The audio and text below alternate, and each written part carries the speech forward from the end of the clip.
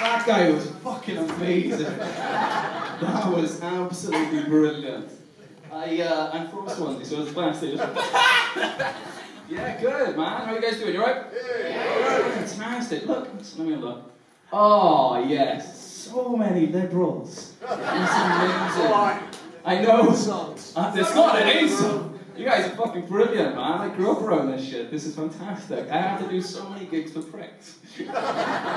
Dude, that's amazing. Although, no. No, but you know how they say that the left's got a bit middle class? This looks like a Waitrose focus group. Jesus, man. It's so good to be here. Like, I'm in a level with you. I wasn't particularly political all my life. I was always into politics, not so much democracy. Like, before Corbyn, the last person I voted for was Chico in the X Factor. Even that was a protest vote, to be honest. Hey, he promised us Chico time. He delivered. I'm serious. But yeah, man. So good to be here. Like, okay, so like I'm 27. It's a weird time to be 27. Housing's a mess, isn't it? Housing's a mess. Like, actually, quick announcement, I'm really proud of it, right? This month, I moved out of my dad's house. So now I live with my mum. When I'm not doing this, I'm a street musician. So some people describe me as a busker who still lives with his parents. Other people describe me as a scrounger who's still living in my sex life.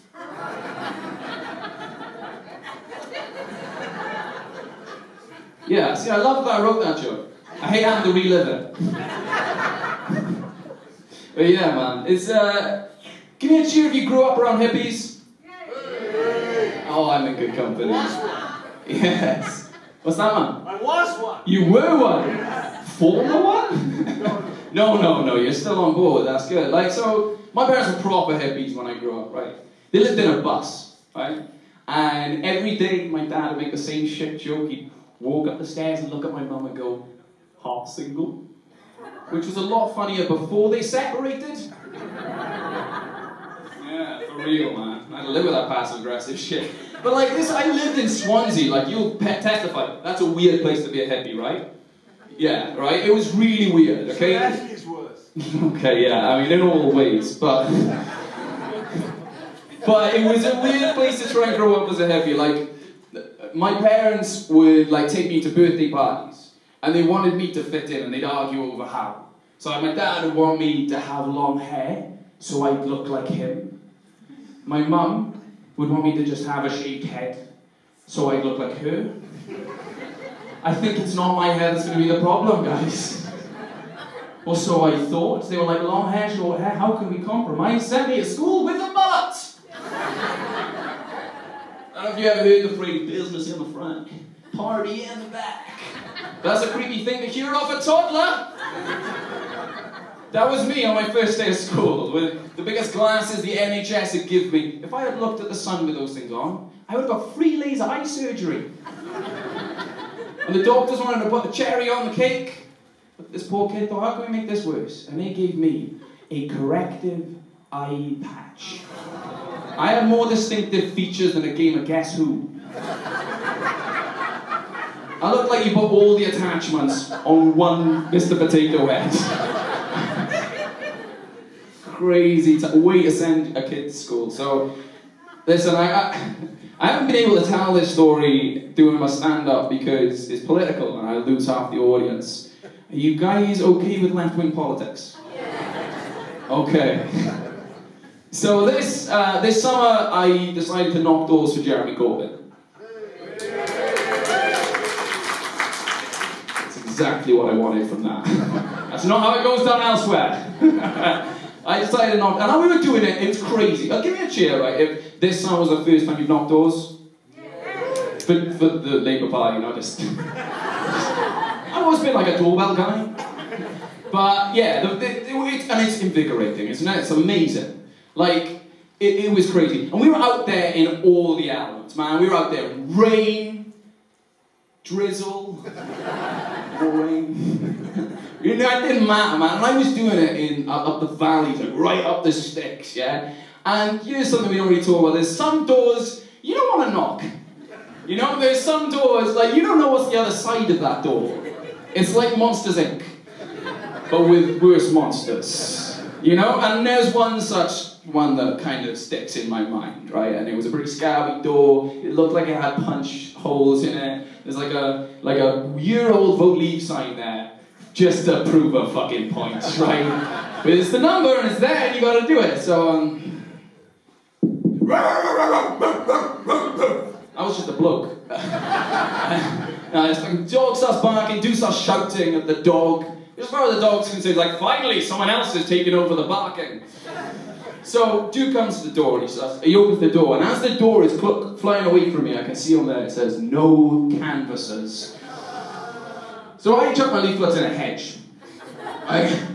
And what greets me is the personification of intimidation. This guy is 6'60". He's in a bowl of testosterone. This guy's steroids are on steroids, right? Terrifying man. And on one of his arms, he's got English Defence League. Great job you're doing defending England, mate. You're not fucking there. Coming over here, taking our jobs, / benefits. He says to me, you better not be one of those fucking canvassers. So he's moved to Wales, hasn't even learned the language.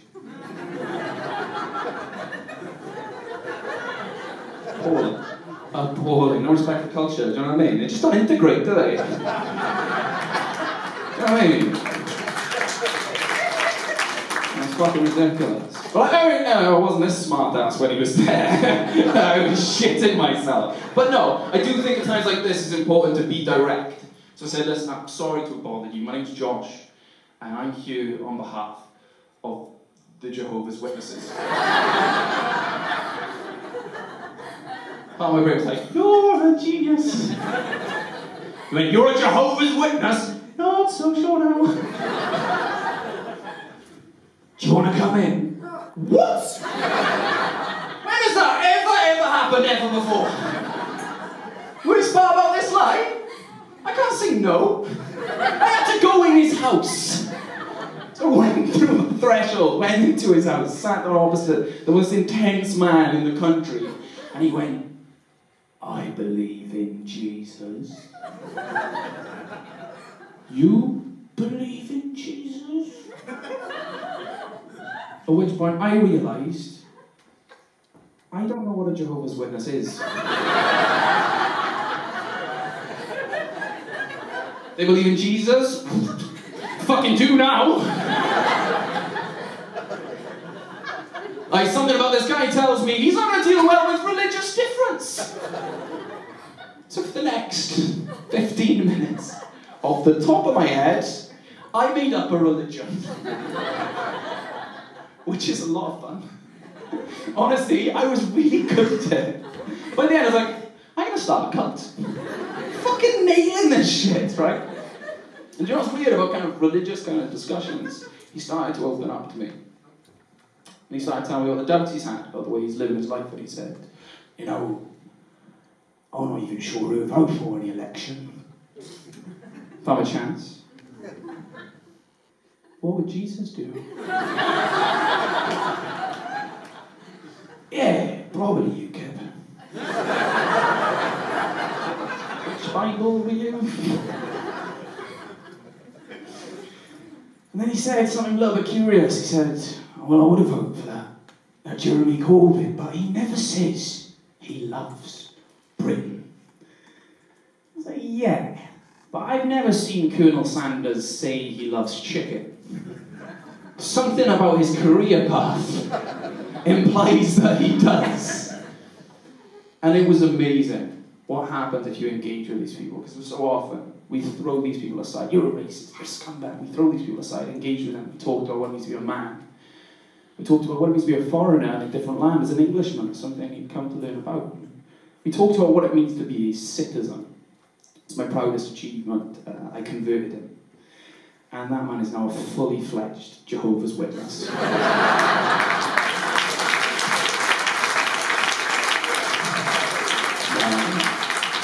I'm just kidding. No, he's a fucking member of the Labour Party. He wears tattoos covered up. And ladies and gentlemen, he's here tonight. Can we give... no, I'm just kidding. No, I didn't. Not what happened at all. No, I ran away as soon as he went next to your fucking God. God, that guy's monsters. Real monsters. But yeah, you guys are freaking lovely. Honestly, right, you guys have got some awesome comics on tonight. Really brilliant people. But do you guys want to hear a song? Yeah. Fantastic. Okay, so it's good because I was going to do it anyway. Alright. Now, we do like to have a little bit of fun about the right. I've seen a few things recently, and to be honest, I think we're stupid to that level. So, this is a little song about how we can better ourselves. We need to do better than this. No ifs, no buts. I saw a sign that said Tories putting the N in cuts. No, I'll tell you why that's wrong. No, because I went to a posh uni. It's a big part of my story. And I'm proud to say some of my best friends are cunts. But don't compare them to Tories. And those hanging effigies in Manchester didn't look smart. No, they didn't.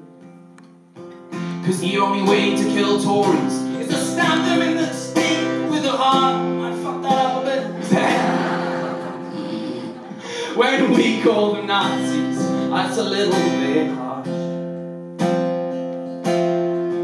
Cause if we call them that, what do we call Nigel Farage? We call him an ambulance and kick his ass. There's no need for Tory bashing tonight. Cause Boris is more ridiculous than any joke that I could write. There's no need for Tory bashing. With the wages they're slashing, the taxes they're stashing, the nurses they're slashing. There's just so much bashing to do.